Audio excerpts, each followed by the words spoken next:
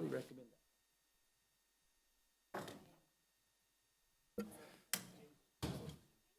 that. We're going to call to order Community and Emergency Services Committee.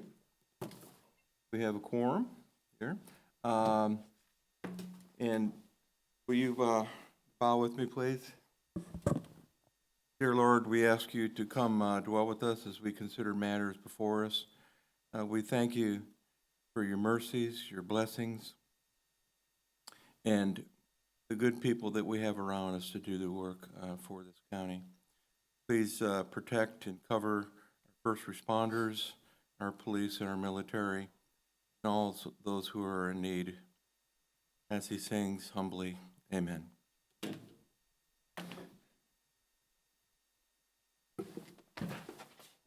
Allegiance to the flag of the United States of America.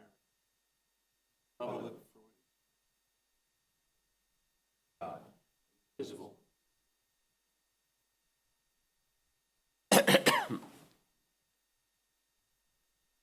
Again, we have quorum. We have minutes of the previous meeting. Do we have any corrections, comments to those minutes? Motion to accept. Second. So moved. We have the agenda before us. Mr. Johnson, could you think of any corrections on your way in to the agenda? I did not. Unless somebody else has something, Mr. Chairman. I don't. All right, we'll accept the agenda. Any presentations this morning? There being none, we'll go right into consent agenda. Any items on consent agenda? Okay, we'll start off with some donations for animal services. I believe we have 5 today, totaling $1,800. Harvey Clark for $300. Renee Hayter for $100. Jane Gerbath, amount of $300. Elizabeth Halter for $1,000. And Kathleen Stewart for $100. Staff recommends acceptance. So Yeah, second with appreciation. So moved. Next, sir. We have a fishing tournament here, FLW. This is one that we've partnered with for many years. A host fee of $1,500. We expect to bring in 200 to 230 boats, so rather large tournament this May. Staff recommends approval of this agreement. move to consent. Second with the question, is this one we continue to do? Is it a new one or is it? This is one that we've continued. Had this one for as long as I've been here. So moved. Next, sir. The resolution for Wildwood Park.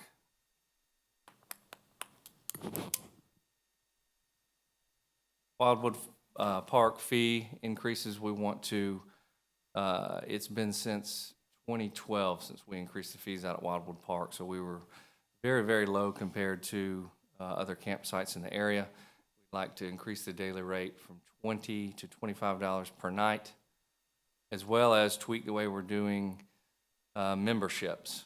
Currently, you buy a camping pass for $400 and it gets you a bulk of 30 free nights that staff has to track. And then once you get that 30 nights, it's regular price. It doesn't make a whole lot of sense. We think it flows a little better to just do a membership, sell that for $100, and you get a discount on your camping nights.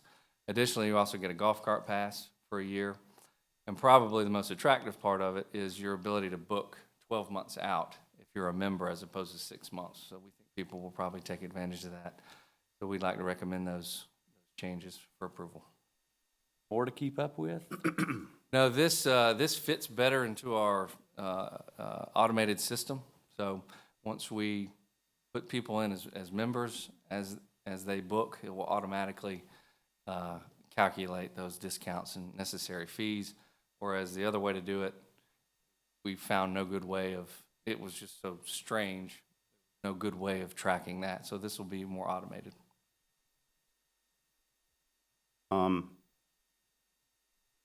Do we have models for this, for the other our benchmark parks around the area? something similar, or we just did we poll the people with the passes prior, or we come up with this We plan? did poll the people with the passes, and to my understanding, they're all very pleased with this new way of doing it. There was some frustration, I think, before, but I don't think we've received any negative feedback. We did talk to most of them, told them that these changes are likely coming, so. The only state park we have locally is Mistletoe. How does it compare to that? I don't know about a membership for them. Dennis, are you aware of?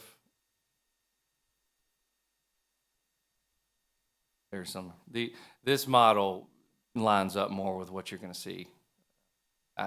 What we had before, we'd never seen really anywhere. We don't know how that really, who came up with that, so. Okay. We feel much better about this. And my last question, how is occupancy doing? I mean, we're still booked out, right? Yes. Like you booked said, out. the 12-month window makes a big difference. It makes a huge difference. We are booked to the max once the prime season starts to the end of it. So we don't think the fee increase will skip a beat. They have to go to debate because I'd feel better if it went to debate. it's moved to debate. Second. All right, so moved. Next, sir. Animal Services fee resolution. This is for just a few minor tweaks in their fee schedule as it relates to minimal increases for euthanasia of vicious animals, fee for urns, as well as owner surrenders. Staff recommends approval. Move to Debate debate. on these. Okay. A second on this, sir? As vicious animals, but then earn, do we? Second.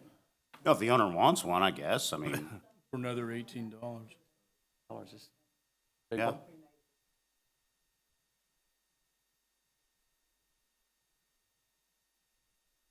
I've already seconded. Move to debate, so. All right.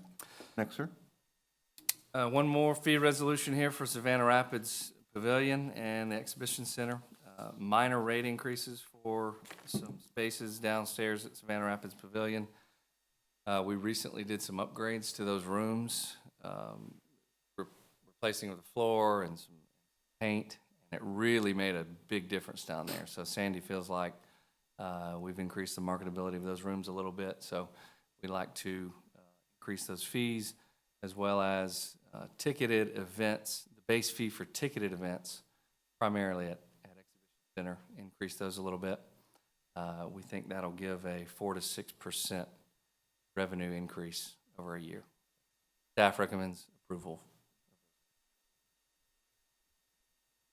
Pleasure, gentlemen. Since Why raise the fees? It is negligible. When's the last time we had a fee increase? Like we just did. 6 months ago? 2018, but it Really? was just a partial. It was just partial. It was similar to this. And Sandy, do you remember particular?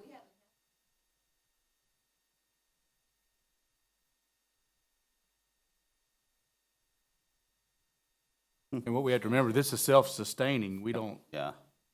supplement this. It has to support itself. Raise exhibition.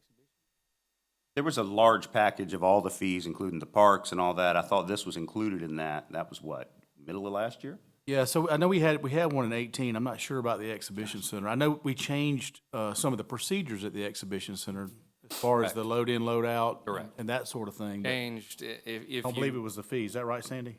yeah. Right, but the base fee did not change. Pleasure, gentlemen. I mean, 15 White Oak Room. Move to debate. Second. All right, so moved. Next, sir. Bulls Soccer Club tournament agreement. So for 24 years, the Bulls have run a very large soccer tournament in Aiken at the polo fields over there. The Bulls are one of our primary partners based out of Columbia County. We've been talking with them for many years now to try to get that tournament over here where we think it belongs, and we just haven't had the field space. Well, now with the new fields at Patriots coming online and Lakeside, we have enough fields for this. So we've reapproached the Bulls. We're trying to match what the support that Aiken has given them, and they agreed to bring the tournament here in August. So we'd like to approve this agreement. It includes a host fee of $30,000, paid for out of hotel motel tax. This will bring 150 to 200 teams, 2,500 athletes and their families, so 8,000 people maybe. 400 room nights we anticipate for Columbia County. So this is a legitimate, real tournament that is established, that we know will bring teams into town. So we think it justifies the cost. We'd like to recommend. Can you please go through the numbers in terms of how many people, days, hotel rooms? What is Yeah, it? so like I said, 2,500 participants is probably around 8,000, I'll say, people to the area. Over the tournament spans 2 days, so you might get 2 or 3 nights stay out of that. So we think somewhere around 400 total room nights. And you can multiply that and give out the economic impact formula if you want, but we like to look at just room nights. 400 room nights, that's a good measurable thing. So we think that the expense and the effort and the time will be returned greatly for that. We're now up to what, 1,200 rooms as of the opening of the new I Avid? believe maybe We're right at 1,400. Yes, sir. Come up real quick. Andrew Hammer, the president of the Bulls, so he can give us a little more information. So basically, I'm Andrew Hammer. I'm the Your name, sir, please? Andrew Hammer. Yes, sir. address if possible. Sorry. What? Address also. 1254 Hardy Point. So I'm the director of coaching and executive director of the Bulls Soccer Club. Been with the Bulls since full-time since 2012. So I've been involved with the tournament though for probably 15, 16 years now. The tournament has continued to grow in Aiken, and we got a lot of support of Aiken. It's a real big preseason soccer tournament for the youth in the Southeast. We've even had teams from Canada come down. So it's been a great event. We do use a hotel service to book the rooms. And we get a percentage, and the last 2 years had somewhere between 800 and 900 room nights, not 400. So in the agreement that we have with you guys is the Columbia County hotels will be the only ones listed as available for the tournament. If they get booked, then we'll have to go the other way. So, but the number was a little bit low on the room nights. I think we're gonna be closer to 700 to 800 room nights. Maybe what we had was 400 rooms. Yeah, 2 nights though. Yeah. So it's most people come in Friday night, stay Friday and Saturday. So, and it's usually about anywhere from 800 to 900 room nights. A couple of years ago, we actually had 990 room nights. This So- is I'm sorry. Go ahead. This is the 24th year. 25th. 25th. So We've this done is it for an 24. anniversary. This is the 25th. This is the 25th year. So this is an anniversary year, which we plan on kind of even making it a little more glamorous, a little bit bigger, a little more flair to the event than we've had. The 20th was a big year where we did some special stuff, and that's when we brought the teams from Canada down. We had a big Friday night cookout for the teams from Canada, so they actually spent extra nights here because they made a vacation out of it. We're looking to try to do that again. This is a big deal for Columbia County, obviously. Has been successful in Aiken. The fact that we're just now getting to the point where we have enough room to host, you know how many fields we have and how much room we have out there, and we're just now getting to the point of being able to even host an event like this. It's big. It's going to really showcase our assets and all of our new fields and those sort of things. I think it's going to be a good draw for the county. What's their status?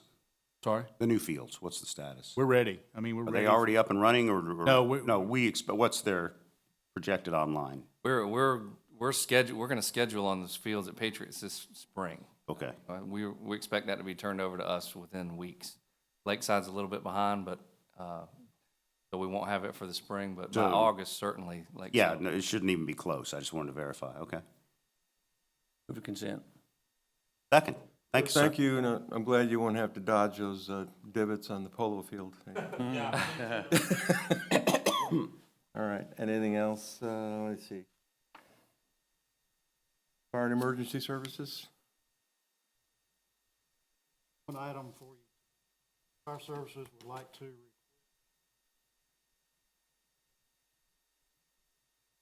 locations. Purchase fire safety.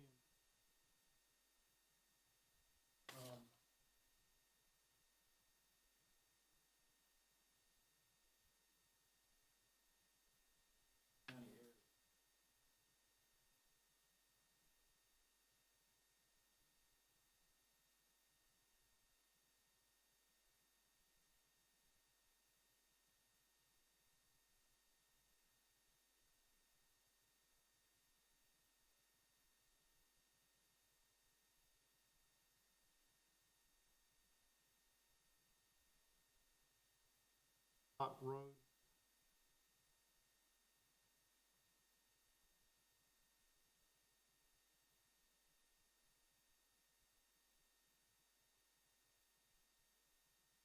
Authorization.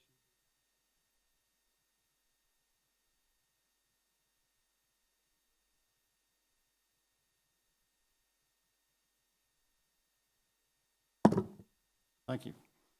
477003, $3,000, and expenditure budget 2322510, 522070, an amount of $3,000. Yeah. My rule is always take the money before they change their mind. Second. Excellent. So moved, sir. Thank you. Item, you want to do this, Mr. Johnson, the service agreement? And the service agreements that we have in place are, these are for the Family Y and Safe Homes of Augusta. Both are in the amount of $2,500 out of the various discretionary accounts. Staff recommends approval. Second. And I understand that this is in part going to support the soccer program, which always, Different soccer program. The Family their Y, soccer program. Family Y also has a program in place. Probably is a feeder for the select team, so it's all good for area soccer. All right. Right. So moved. Any legal matters, Mr. Driver? Chief, do you have some information? Yes, sir, I would like to present the run report and our budget report for information. Glad to answer any questions if you have. Questions, gentlemen? No questions. Keep up the good work, sir. It's Thank always you. complete. Any commissioner or public comments? Nothing in executive session? No, sir. Yes, gentlemen? Move. Adjourn. So moved. Concluded, 8:48. Give me a couple minutes. 50. Have to fire. Change out. Text me, said, turn his mic on.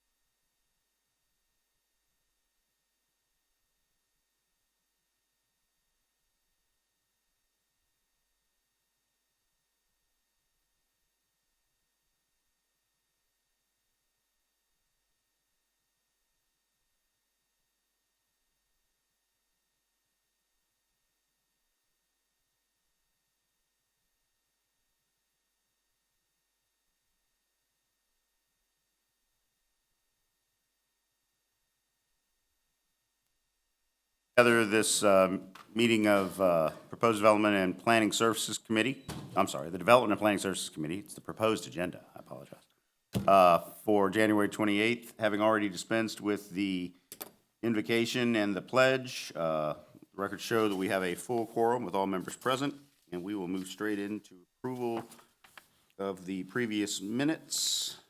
Move to accept, sir. Second. So moved. Any adjustments to the agenda, gentlemen? Not in my knowledge, Mr. Chairman. All righty, we will move straight through here.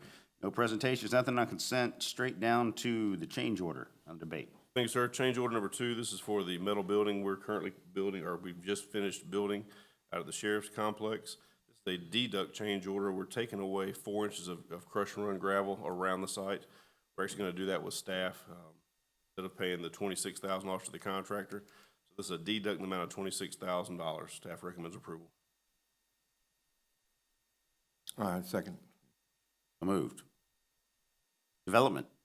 All right, the first item we have is an alcohol beverage license for Delight Mart LLC doing business as Express Gas. They have applied for an alcohol beverage license to sell beer and wine for an off-premise consumption from 3701 Washington Road.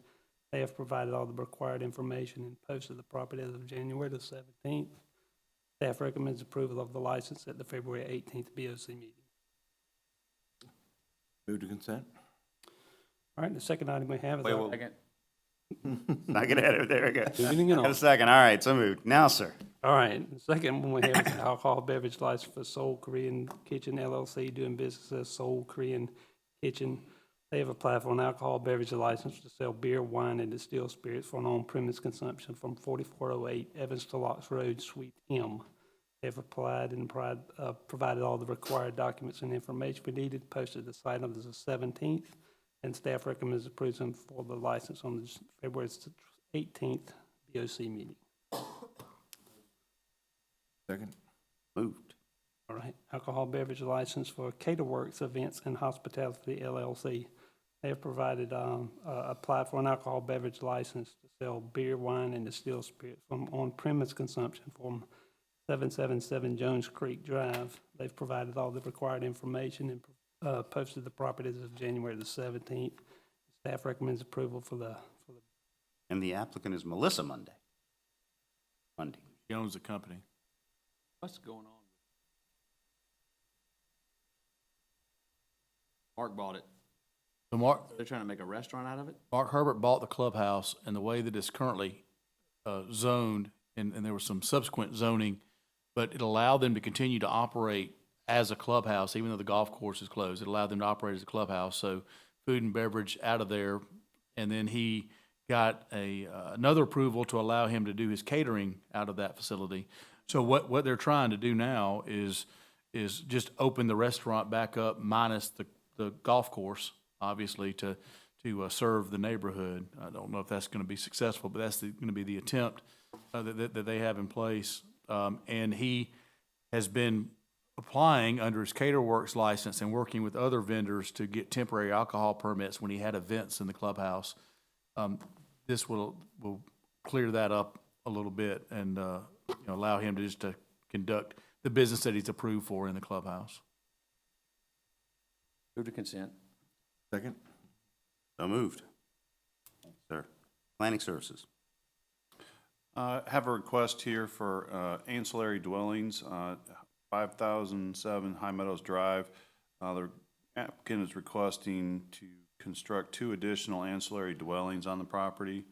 They are both well within the allowed square footage. Staff is recommending approval for the request for 2 ancillary dwellings to be constructed on the property at 5007 High Meadows Drive, and that the committee forward that to the Board of Commissioners consent agenda for February 4th. Only 16. Second with a question, are there going to be any storage of vehicles on these buildings? No, Indicate to what you? they've indicated in the application is the some storage, personal office, but not a business office, just kind of doing their home paperwork. And then they'll be used as well for master's rentals. Yeah, it's master. Sure. State will appreciate the tax from the new thoughts they're putting forward. Thank you. So moved. Next.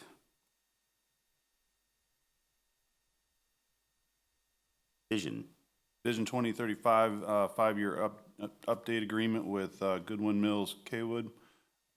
As you recall, in 2016, the county approved the comprehensive plan, the Vision 2035 document. The state requires that they do a five-year update, so this is that time. This is an agreement with GMC to help undertake the update process, plan review, going through the document, public comment, making any of the necessary tweaks, and bringing us into compliance with state requirements. Staff is recommending approval of the contract and awarding it to GMC in the total cost of $92,080. We recommend that that goes forward to the Board of Commissioners for February 4th consent agenda. Can I just get a little clarity on exactly what we're paying $100,000 for here? They are going to provide technical expertise in the area, particularly of public involvement. They're going to host a series of public meetings throughout the district, 4 districts. In the RFP, we requested that no less than 3 per district, so that's at least 12, plus the kickoff, plus the midpoint. There'll be a series of opportunities for the public to come out and give input on current direction and future ideas of where the county should go. And then obviously they're going to help with they're going to write the technical updates to the comprehensive plan. Not something staff can do? If I remember right, this is required by DCA. It is. And It is. It's state. we theoretically could, but the time and the expense over history has shown, I was on the Department of Community Affairs Board and shown that consultants and outside vendors are faster and usually more efficient. I'm sure our staff is more than capable than most, but I think we're certainly capable of doing it. It's just a matter of the timing involved, and we have a pretty short window to operate in here. And we just want to make sure that we get the technical expertise. And I think it's also important to have a buffer between the staff and the citizens on this type of plan, to allow them to provide that feedback and be that buffer between the county and the citizens. So we're comfortable with this. This did come in a lot less than what we thought. I talked to the folks at GMC to make sure that they understood the scope of what they were having to do, and they absolutely do, and they're committed to the process and committed to working with the county. So I think it'll be a good partnership. yeah, if you look at the competing bids, most of them were close to 200. One was almost 4. Right, that's right. And I think that was out of the scope of what we were anticipating. I think this is much more in line with what we thought. Shirley, is there any way that they're going to collect contact statistics for us so that we can demonstrate how many people we've engaged? Process? Yeah, I would assume that they'll, as we do with all public meetings, we'll have, sign-in sheets and, anything we do on the website, that'll generate hit counts and things like that. So we'll have a pretty good handle on how much public involvement was logged during the process. And to the manager's point, this is due to DCA and approval by February of 2021. So we do have a pretty quick turnaround to make this happen. And with the existing workload that the staff has, it's a good idea to have a consultant help get us through this process. Pleasure. So moved. Stay in the same venue.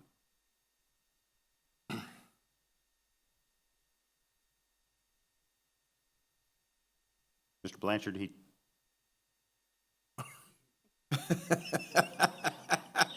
What happens when you have the backup only? I'm like, Bookmarks. I do. You're right. Lesson for the next just wing this one, Scott. We won't beat you up too much. It's a steering committee. Oh, okay. Well, if it's only the steering committee, as part of the process, we asked that the commission, as well as establishing a steering committee. So we asked you guys to provide us a list of names. We've compiled that, vetted that. So we've provided a steering committee to, help with kind of the buffer as the manager talked about. But then also our technical committee, which is basically staff-driven to kind of do the technical work behind the scenes. So what we've provided there is the list of both. We've recommended that you approve that and forward that on to the full commission for consideration at the February 4th agenda. Carrie Hodge not give you her address, Doug? Moved. We're tracking her down. Just, yeah. Commissioner Malier there. I Yeah. apologize. I'm sorry. District 1, Ms. Malira, I'm sorry. Second with a question, are they going to be provided with a mission statement of any type? Before they, any kind of mission statement before they go forward? We're going to have a sit-down, kind of a kickoff meeting with the steering committee to kind of talk about roles and responsibilities and, I'll say expectations, but, what we'd like to see from them is throughout this process. And that will be done with the consultants so that we can all be on the same page and moving forward at the same pace. Is there still a second? That went to debate or consent? It can go to consent. I believe that was a motion. Okay. So moved. Thanks, sir. And then you've got a reclassification of, I'm up to speed now. all right, All right. into one. Yes, we have two part-time positions in the recycling center that that are currently allocated for 24 hours a work week with the option of up to 32 hours. The two positions are creating a high level of turnover, which means we're not getting those hours that we were hoping for and expecting. So the recycling manager has suggested that maybe we combine those two part-time positions into one full-time 40-hour-a-week position. Based on that reclassification of those positions, that would save the taxpayers $1,700 currently to go to the one full-time position. Staff is recommending reclassifying the two recycling center part-time positions to one full-time position at an annual salary as indicated on the sheet. Move to, Question, we were offering fringes for the part-timers? We pay we actually pay, we include all FICA and everything in there when we calculate. Oh, that's what we're calling fringe? Right. All right. Sure. And I'm all for this, no problem. We are adding, I assume the full-time person will have benefits, though, that will offset some of these Right. savings, and so it's really, I think they're calculated. Their numbers are included in Yeah. that. they are in the, Mark, you calculate. that is included Yeah. in the. Yes, sir. The That's 9,000, correct. okay. All right, well, I mean, either way, I think it's a good idea. All right, so moved. Attached for your review is the planning department monthly workload report. I'll answer any questions you might have. What are you guys doing over Charts. there? You're doing a good job. Any questions?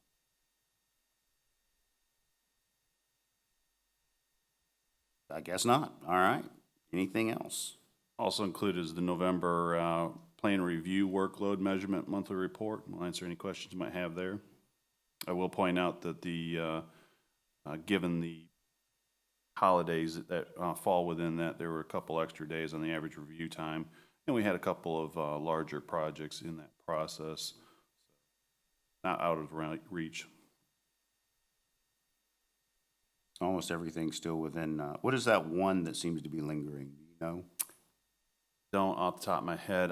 There chances are in situations like that, those are the ones that we might review it and then kind of hang out there for a while with waiting for some technical review comment to come back from the applicant's engineering or design firms, and Mr. Scarborough, very affirmative they there. forget, and you remind and Could even be is one of our projects. Yeah. Parking deck, for example. Yeah. We had a Possible. Site plan, we had a building plan, but we needed a retaining wall plan. Site plan and building plan came in, and they sat on it waiting on the retaining wall plan to come in to compare. Yeah. So it looks like we're dragging our feet, but we're literally waiting on the next piece to come in to finish the review. Okay, now, just curious. Any questions about this report? Seeing none. Multifamily. Multifamily report for 2019 is provided.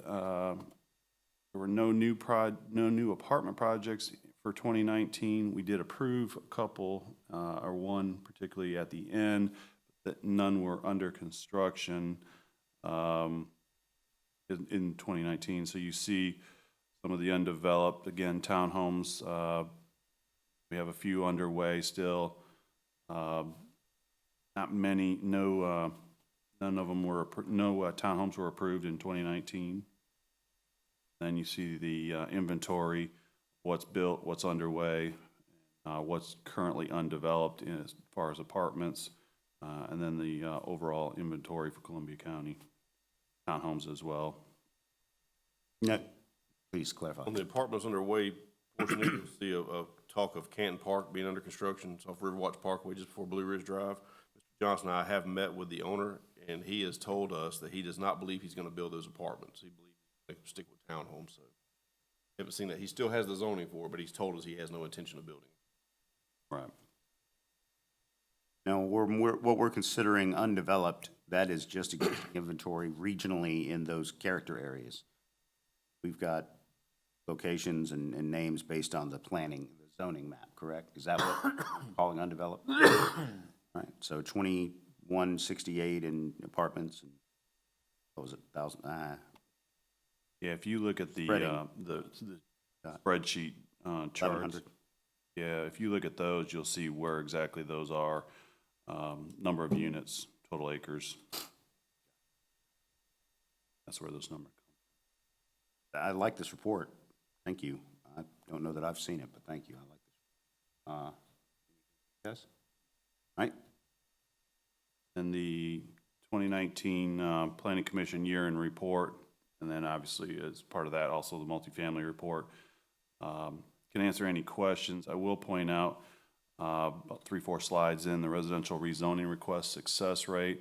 The reason you see the numbers the way you do with a higher denial rate than do approval rate, even in the single family, is we had a couple of, two particular development applications that were denied, and those had high residential counts. So that'll kind of skew those numbers a little bit, but otherwise, I'll be happy to answer any questions you might have.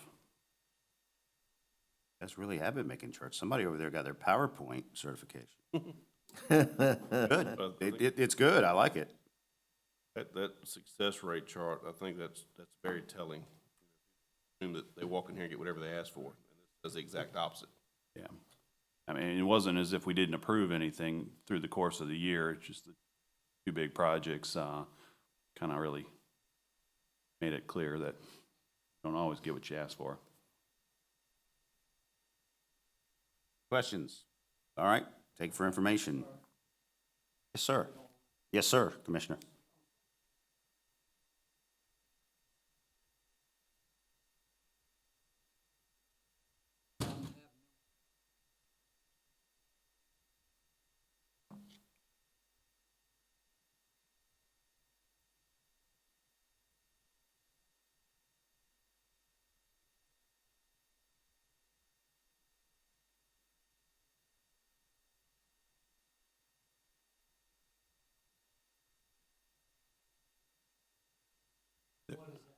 They're allowed, yeah.